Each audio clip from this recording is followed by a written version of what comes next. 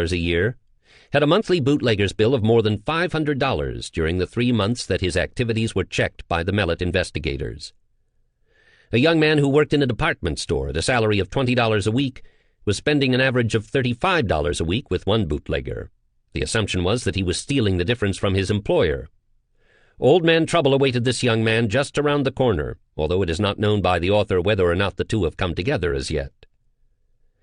A salesman for a life insurance company, whose income was not known because he worked on a commission basis, was spending an average of $200 a month with one bootlegger.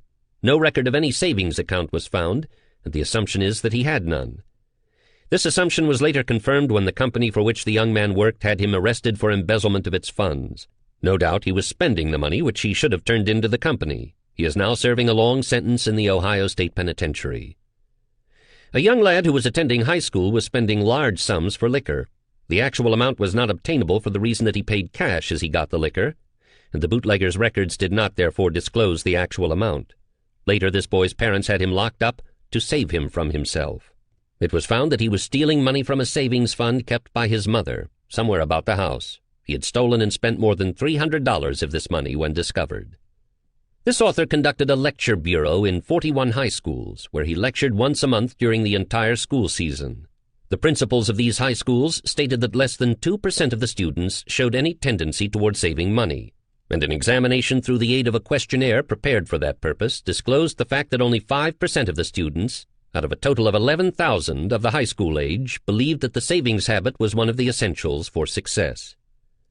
It is no wonder the rich are becoming richer and the poor are becoming poorer. Call this a socialistic statement, if you please, but the facts bear out its accuracy. It is not difficult for any man to become rich in a country of spendthrifts such as this, where millions of people spend every cent that comes into their possession. Many years ago, before the present wave of mania for spending spread over the country, F.W. Woolworth devised a very simple method of catching the nickels and dimes that millions of people throw away for trash, and his system netted him over $100 million in a few years' time. Woolworth has died, but his system of saving nickels and dimes continues, and his estate is growing bigger and bigger. 5 and 10-cent stores are usually painted with a bright red front.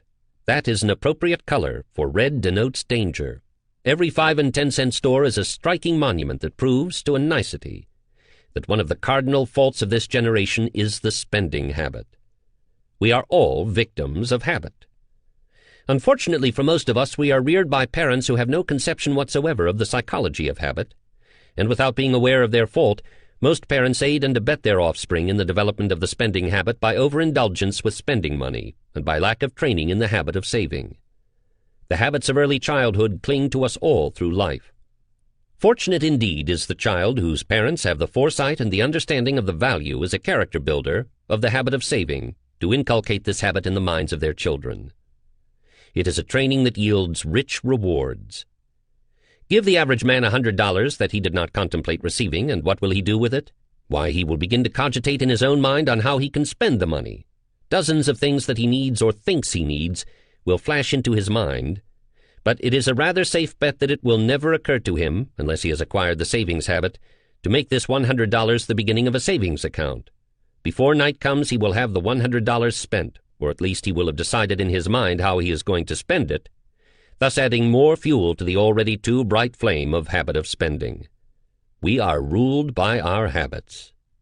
It requires force of character, determination, and power of firm decision to open a savings account and then add to it a regular, if small, portion of all subsequent income. There is one rule by which any man may determine well in advance whether or not he will ever enjoy the financial freedom and independence which is so universally desired by all men, and this rule has absolutely nothing to do with the amount of one's income. The rule is that if a man follows the systematic habit of saving a definite proportion of all money he earns or receives in other ways, he is practically sure to place himself in a position of financial independence. If he saves nothing, he is absolutely sure never to be financially independent, no matter how much his income may be.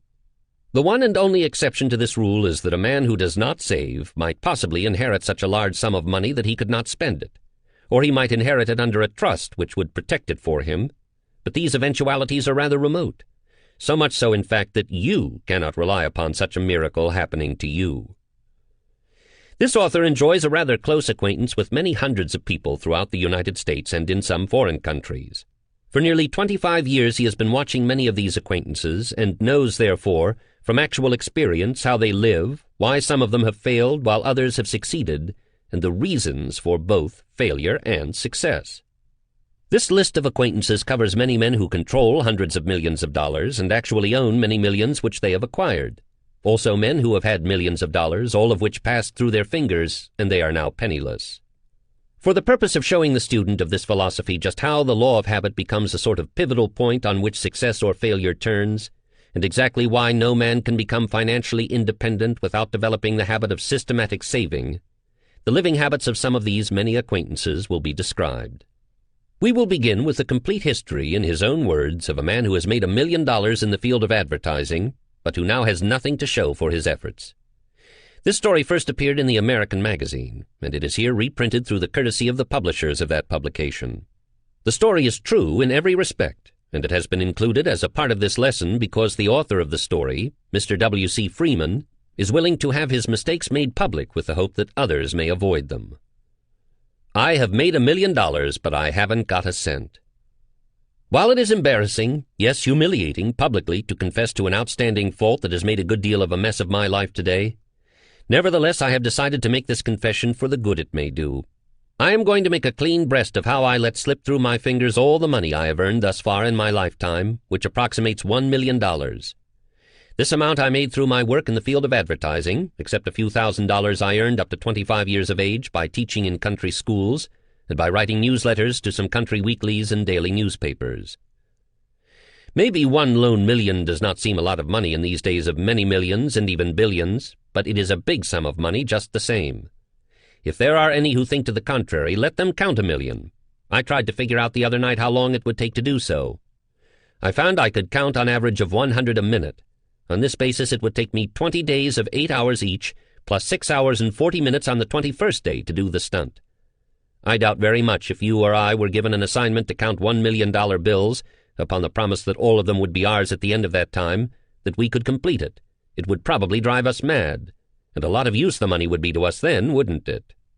Let me say at the outset of my story that I do not regret, not for 1 minute, that I spent 90% of the money I made. To wish any of this 90% back at this time would make me feel that I would have denied much happiness to my family and to many others. My only regret is that I spent all of my money, and more besides.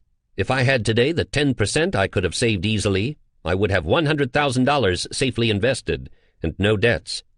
If I had this money, I would feel really and truly that I was rich.